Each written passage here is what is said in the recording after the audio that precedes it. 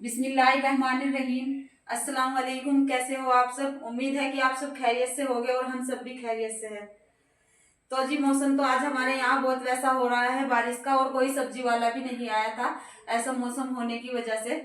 और शाम का टाइम हो गया है, लेकिन अब सोच रही हूँ कि कुछ ना कुछ पकाने का तो इंतजाम करना ही होता है।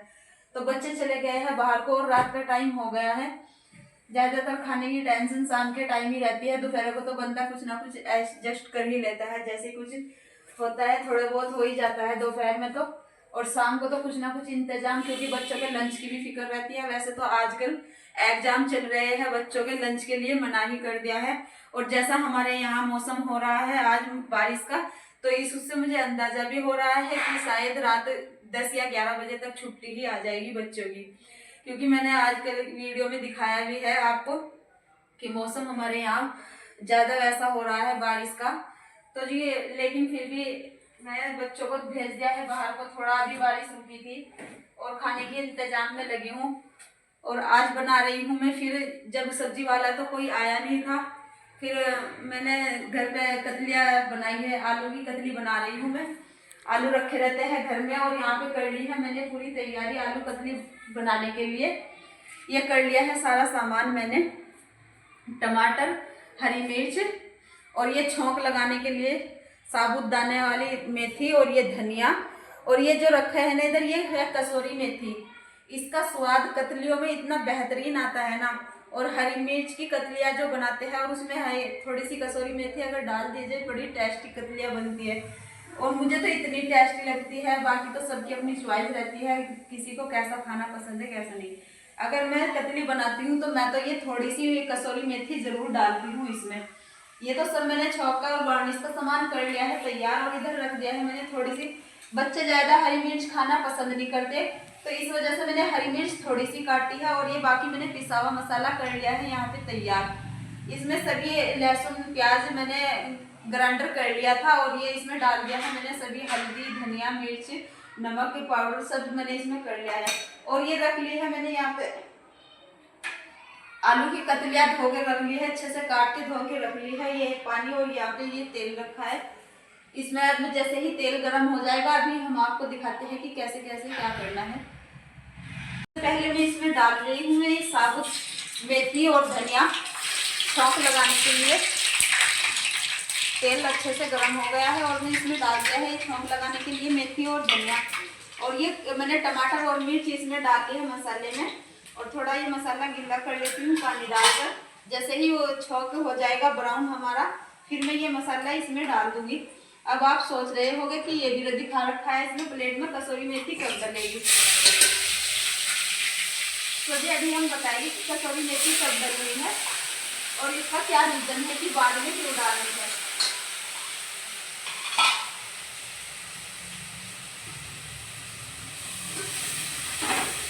मैंने डाल दिया है इसमें मसाला अच्छी तरह से भुन जाएगा।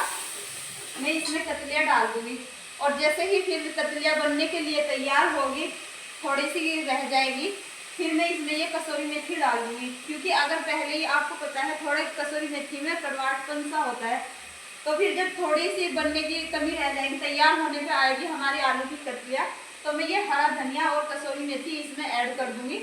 तो मैं आपको जब इसे ऐड करना होगा आपको जरूर दिखाऊंगी। अब मसाला तैयार होने वाला है भूनकर हमारा, और मैं इसमें डाल दूंगी अब आलू की कतलियाँ। मसाला भून के हो गया है तैयार। अब मैं डाल रही हूँ इसमें ये आलू की कतलियाँ। जैसे ही आलू की कतली डल जाएगी और थोड़े इनके डलने के बाद जैसे ये गल जाएगी अच्छी तरह से, हल्की सी रह जाएगी दम होने के लिए, फिर मैं इसमें ये कसूरी मेथी ऐड कर दूंगी। क्योंकि अगर स्टार्टिंग में ही हम डाल देते हैं तो इसमें थोड़ा कड़वाहटपन की वजह से स्वाद में फर्क आ जाता है। और बिल्कुल 1 चम्मच ही डालनी होती है, ज़्यादा डालने से भी स्वाद में फर्क पड़ जाता है। क्योंकि रियल चीज़ रियल ही होती है और ये सूखी हुई होती है, इस वजह से स्वाद में फर्क पड़ जाता है। लेकिन ये है जैसे मैं बता रही हूँ, इस तरह से डालने से तो अच्छी खासी टेस्ट बन जाता है इसमें। तो जी कतलियाँ मैंने इसमें आलू की डाल दी है, और अब हल्का सा पानी डाल के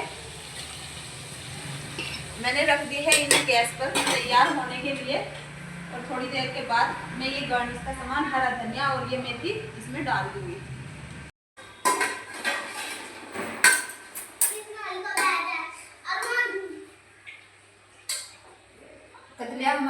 तैयार होने वाली है। मैंने इसमें डाल दी थी कसूरी मेथी, ये देखना मैंने डाल दी थी इसमें 1 चम्मच कसूरी मेथी जो मैंने आपको दिखाई थी। और अब इसमें हरा धनिया डाल देती हूँ मैं।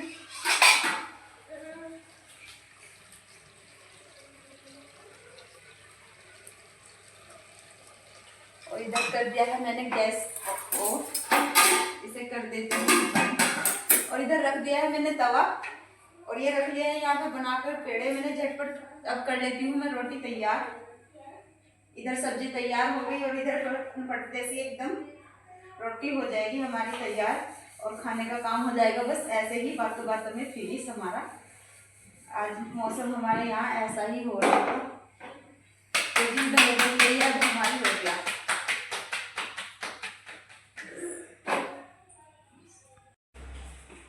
तो जी सबसे पहले मशीन को अच्छे से साफ करके इसमें भर दिया है मैंने खूब बढ़िया करके तेल। मशीन मेरी ख़राब हो रही थी, लेकिन मुझे सीने थे थोड़े से तकियों के कवर, क्योंकि सिलाई का काम अब ज़्यादा तो किया नहीं जाता मेरे से, लेकिन थोड़ा बहुत अपने घर का तो करना ही। लेकिन मशीन चला कर देखी तो ख़राब हो रही थी, चल नहीं रही, बिल्कुल जाम सी हुई पड़ी है मशीन। तो जी अब मैं इसे खोल के पहले मशीन की कर रही हूँ साफ़ सफाई। कितना धागा फंसा हुआ है मशीन में, बच्चे चला देते हैं। तो जी देखना कितना धागा इसमें फंस रखा है, खराब हो रखी है मशीन। तो सोचा पहले मशीन को अच्छे से खोल के, अब मैं इसे ये यहाँ से खोल लिया था, अब मैं इसे यहाँ से खोल कर और इसमें अच्छे से साफ सफाई करके अच्छे से तेल भरने के बाद फिर दोबारा से इन टूल्स को मैं ऐसे ही फिट कर दूंगी। ये खोल लिया है मैंने यहाँ से, और ये देखना आप कितना इसमें गर्दा और धागा भरा हुआ है। जब बंदा कोई काम नहीं करता ना, तो बस वो कहते हैं मशीन भी, कोई भी चीज़ हो, किसी भी काम की मशीन हो, चलती रहे तो ठीक, वरना अगर बंद पड़ी है तो गाड़ी बंद ही हो जाती है। तो इसलिए हर काम पे थोड़ा थोड़ा फोकस रहना पड़ता है। अब मैंने सोचा क्यों ना आज मैंने कहा खाने का काम के साथ साथ अपनी फैमिली से थोड़ी सी सिलाई के बारे में भी शेयर कर दूँ। तो जी मैं कर रही थी मशीन साफ करने का काम, मैंने कहा अपनी फैमिली को भी दिखा दूँ थोड़ा सा। खाने की कुकिंग के बारे में तो रोज़ बातचीत होती ही रहती है, और वैसे भी कुछ ना कुछ बात आपसे हमेशा होती ही रहेगी, क्योंकि अब आपके साथ हम जुड़ गए हैं और आप हमारी साथ जुड़ गए हैं। तो इसे खोलने के बाद अच्छे से साफ कर लिया है और इस पर लगा दूंगी अच्छे से तेल में। ये बिल्कुल बरसात में जंग लग गया है, जाम हो गई है मशीन। और इसे ऐसे करने के बाद अच्छे से साफ करके फिर मैं दोबारा से जैसे ये लगे हुए थे ऐसे ही दोबारा से फिट कर दूंगी। ये लगा दिया है मैंने इसमें, और अब इसके ऊपर ये लगा दूंगी। और फिर ये है इसका बोल्ट, फिर इसे अच्छे से ऐसे में कस दूंगी,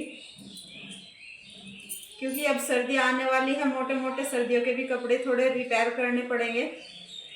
लगभग देहरादून में तो स्टार्ट सी हो गई है सर्दी। इसे यहाँ पे रख के अच्छे से सेट करना होगा मुझे, और फिर पेचकस से मैं बढ़िया टाइट कर दूंगी इसे। ऐसा करने के बाद फिर मैं इसमें ये लगाती हूँ। क्या है?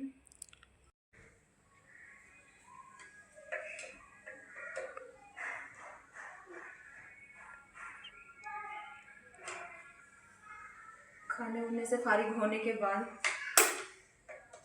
काम सारा निपटा लिया था। अब मैं सोच रही हूँ कुछ थोड़ा बहुत सिलाई का काम भी देख लूँगी। तो मशीन हो रखी है ख़राब, काफ़ी दिन हो गए सिलाई का काम किया था। अभी मैंने चला के देखी तो इसमें शायद धागा फंसा हुआ है। मैंने ये खोल लिया है इसे, ये देखें इतना बड़ा धागा फंसा हुआ है इसमें। तो मैंने सोचा क्यों ना पहले थोड़ी मशीन की साफ़ सफाई कर लूँ और थोड़ा सा काम सिलाई का भी कर लूँगी।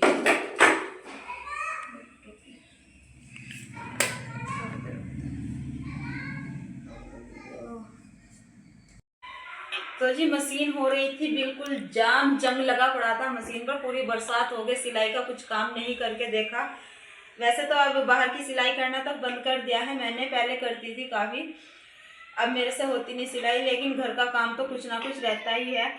तो साफ़ सफाई करने के बाद अब मशीन को हम देखते हैं कि हमारी मशीन चल गई है। और जैसे ही मशीन हमारी ठीक चलेगी तो फिर हम आपको बताएंगे कि आज हम क्या सीने वाले हैं। घर का कुछ ना कुछ काम तो घर में करना पड़ता है, ऐसा नहीं हर काम बाहर, कपड़े ही अगर बाहर सिलवा लिए तो घर में भी और काफ़ी रिपेयरिंग का काम रहता है। देखते हैं मशीन को चलाकर। बिस्मिल्लाहिर्रहमानिर्रहीम।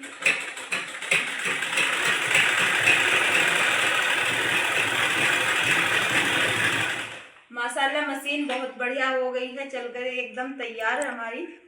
तो अब हम आपको बताते हैं कि अब हम सिलाई क्या करने वाले हैं। तो जी बेडशीट के साथ में 2 तकिए के कवर तो आ जाते हैं बेड पर, तो वही लग जाते हैं। लेकिन घर में एक्स्ट्रा चीज़ का रखना भी बड़ी ज़रूरत की बात है, क्योंकि मेहमान की वजह से भी इंतज़ाम रखना पड़ता है, और वैसे भी घर में एक्स्ट्रा में फैमिली में जो मेंबर होते हैं सभी को अलग से तकिए चाहते हैं। तो इस वजह से आज मैं बना रही हूँ कुछ तकियों के कवर। वैसे तो खाने की रूटीन तो हम आपके साथ रोज शेयर करते रहते हैं, क्योंकि खाने के ही कुकिंग के नाम से ही मेरा चैनल है। इस वजह से कुकिंग के बारे में कुछ ना कुछ शेयर तो मुझे ज़रूर करना पड़ता है। और जो है आज थोड़ा सा मैंने सोचा क्यों ना कुकिंग के साथ साथ अपनी फैमिली से आज थोड़ा सा सिलाई का काम भी शेयर कर दूँ। तो मैं बना रही हूँ मैं ये तकिए के कवर, ये बेडशीट के तकिए का कवर है, और इसी के नाप के मैंने कुछ कपड़े काट लिए हैं। आपको बताऊंगी मैं कि कैसे करना है। ये मैंने इसी के नाप के फोल्ड करके ऐसे ये बेडशीट जो रिजेक्ट हो जाती है ना, फिर मैं उसके कवर बना लेती हूँ। तो ये बेडशीट हो गई थी मेरी रिजेक्ट, अब पूरा सीजन निकल चुका है, तो मैंने इसे ऐसे फोल्ड कर लिया है 2 शेप में। और ये जो तकिए का कवर है इसी के साइज में मैंने ऐसे रखकर ये कर ली है मैंने कटिंग तकिए के कवर की। और जी इसके ऐसे पट्टी कटिंग करने के बाद अब इसकी सिलाई मैं कैसे करूँगी, जो रेडीमेड बेडशीट के तकिए आते हैं उसी टाइप की मैं सिलाई करूँगी। तो पहले आपको मैं इसे पलट के दिखा देती हूँ। ये पलट ली है हमने पट्टी इस तरह से जो कटिंग की है, और फिर इसे हम इतना फोल्ड करेंगे, और इतना फोल्ड करने के बाद फिर ऊपर से जो ये बनाया जाता है ना तकिए के कवर का, फिर इसे इतना 4 या 5 इंच में हम यहाँ से फोल्ड करेंगे, और फिर ऐसे चारों तरफ सिलाई लगा देंगे।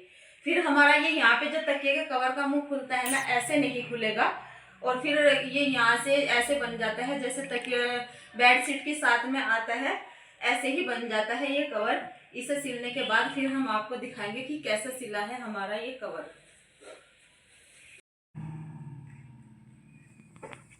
तो जी तकिए का कवर सिल के हो गया होगा तैयार, और आप देख रहे होंगे कि बिल्कुल इक्वल शेप में और चारों तरफ से एक नजर आ रहा है हमारा तकिया। वरना तो आप देखते होंगे तकिए का मुंह यहाँ से, कवर का यहाँ से खुला रहता है। मुझे वो वाले तकिए बिल्कुल पसंद नहीं लगते जो यहाँ से खुले रहते हैं, और अजीब सी फीलिंग होती है मुझे उन्हें तकियों को देखकर। तो इस टाइप के तकियों के कवर बनाती हूँ मैं, जो बिल्कुल इक्वल शेप में ऐसे नजर आए। तो मैंने आपको दिखा भी दिया था कि ये किस तरीके से बनते हैं। ऐसे देखना, ये यहाँ से मैंने ये फोल्ड करके दिखाई थी पट्टी, और ऐसे इधर से की थी। ये 4-5 इंच की पट्टी इधर से फोल्ड करनी होती है, और बहुत इजी, बहुत आसानी से बन जाते हैं। और फिर अब हम इसमें यहाँ पे सुई का कच्चा तागे से यहाँ पे ऐसे स्टिच कर देंगे। अगर आपकी चॉइस हो तो आप इसमें चिप भी लगा सकते हैं, चैन लगा सकते हैं आप इसमें, तो वो और अच्छी रहती है। मैं वैसे ज़्यादातर चैन ही लगाती हूँ अपने तकियों के कवर में। तो जी ये हो गए हैं आज हमारे तकियों का कवर बनकर तैयार। बाकी ये मैंने कटिंग करके यहाँ पे रख रखे हैं, क्योंकि एक्स्ट्रा चीज़ हमेशा रखनी पड़ती है, ऐसे नहीं बिल्कुल गिन चुन के ही रखो। और वैसे भी घर में बंदे के फैमिली जितनी होती है, फैमिली के हिसाब से हर काम एडजस्ट करना पड़ता है। तो ये जैसे मेरी बेडशीट, वैसे तो अगर मार्केट से भी आप खरीदो तो 100 रुपये में 4 कवर मिलते हैं, लेकिन अगर आप मार्केट से 100 रुपये में 4 कवर खरीदोगे तो उसमें वो बात नहीं होती, बिल्कुल कच्ची सिलाई आई लगी हुई होती है उसमें। और ना हमारे जो घर के तकिए के कवर है ना वो उनकी शेप के होते हैं, कोई ढीला आता है, कोई कैसा होता है। और अगर बंदे से कोई हुनर आता है ना तो वो अपनी मनपसंद काम अपने अच्छे से घर पे कर लेता है। तो जी मेरी तो यही बात है कि मैं तो बाहर के रेडीमेड काम बहुत कम पसंद करती हूँ। आप देखते भी होंगे ना, तो मुझे कुकिंग काम बहुत बाहर का पसंद है। फास्ट फूड भी मैं बच्चों को घर पर ही बना के देती हूँ, सिलाई का काम भी मैं घर पर ही करती हूँ और घर के जितने भी छोटे मोटे काम होते हैं, चारपाई बुनना या कुछ भी, मैं तो अपने आप ही करती हूँ। और बच्चों की थोड़ा ट्यूशन भी बस मैंने अब लगाया है बच्चों को, ज़्यादा कि मैं बिजी सी रहने लगी, टाइम सा नहीं लगता, थोड़ा मुझे वीडियो वगैरह में भी टाइम देना पड़ता है, तो इस वजह से मैं बिजी रहने लगी। बस उम्मीद है कि आप लोग मुझे ऐसे ही सपोर्ट करेंगे और बताना मेरी ये आज की वीडियो आपको कैसी लगी।